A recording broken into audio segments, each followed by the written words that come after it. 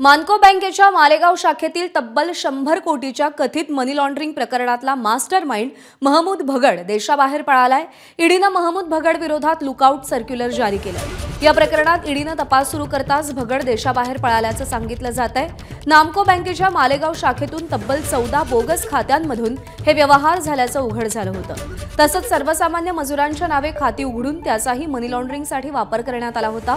या प्रकरणामध्ये सिराज मोहम्मद या महत्त्वाच्या मध्यस्थाला अटक करण्यात आली आहे। सिराजनंच मालेगावमधील मजुरांच्या नावानं बनावट खाती उघडून अफरातफर केली होती। सिराजच्या चौकशीतच महमूद भगड देशाबाहेर पळाल्याचं समोर आलंय। तर मालेगावच्या नामको बँकेतील मनी लॉन्ड्रिंग प्रकरणाचा म्होरक्या देशाबाहेर पळाल्यानंतर भाजपचे नेते किरीट सोमय्या आज मालेगावचा दौरा करणार आहेत। हे प्रकरण उघडकीस आल्यापासून किरीट सोमय्या यांनी हे प्रकरण लावून धरलंय। हे प्रकरण वोट जिहादशी संबंधित असल्याचा दावाही ते पहिल्यापासून करतायत।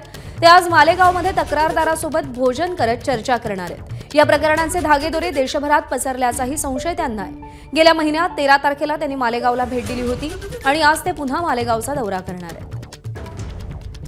संदीप जेजूरकर आपले प्रतिनिधी सध्या आपल्या सोबत आहेत। संदीप, किरीट सोमय्यांचा आजचा दौरा नेमका कसा असेल, कोणाकोणाच्या गाठी भेटी होतील? प्रज्ञा, भाजप नेते माजी खासदार किरीट सोमय्या आज मालेगाव दौऱ्यावर येत आहेत। मालेगावातील जे काही नामको बँक फसवणूक प्रकरण झालेलं आहे त्यामध्ये 100 कोटीहून मोठी आर्थिक गैरव्यवहार त्याच्यात निष्पन्न झालेले आहेत। या प्रकरणात आतापर्यंत हा किरीट सोमय्यांचा दुसरा दौरा आहे। या आजच्या दौऱ्यामध्ये ते नामको बँक इथे भेट देणार आहेत, तसेच अपर पोलीस अधीक्षक यांची भेट घेणार आहे आणि ज्या तरुणांच्या बाबतीत जे 13 तरुण आहेत त्यांच्या बाबतीत ही फसवणूक झाली या तरुणांसोबत ते जेवण करून चर्चा देखील करणार आहेत। मागे 13 नोव्हेंबरला किरीट सोमय्या हे मालेगावला आले होते।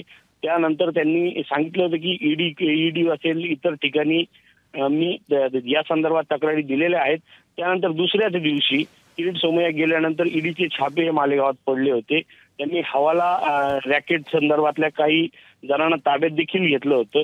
त्यानंतर या कारवाईला देखील जोर आलेला होता। बरोबर आहे। या सगळ्या प्रकरणाचा पाठपुरावा किरीट सोमय्या करतात आणि आज त्यांची दुसरी भेट असेल मालेगावमध्ये। या दौऱ्यासंदर्भातले अपडेट जाणून घेत राहू। संदीप, धन्यवाद दिलेल्या माहितीसाठी।